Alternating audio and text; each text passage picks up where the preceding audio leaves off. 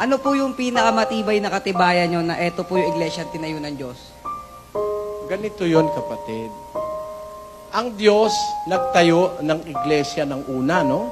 Noong 2,000 years ago. Ngayon, sa ating panahon, nakatayo na yun eh. Ang gagawin natin, aanid na lang tayo ron. Hindi tayo magtatayo. We will associate ourselves with them. Mag-affiliate tayo sa kanila. Pakinggan mo ha, sa 3:6 ng Efeso. Na ang mga hintil ay mga tagapagmana. Ang hintil, tayo yon. Lahat ng bansang labas ng Israel, tinatawag sa Biblia na Gentiles o hintil. Ang sabi, kasama tayong Pilipino na dahil hindi tayo Israelite.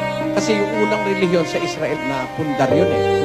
Ngayon, sa labas ng Israel, ang tawag hintil.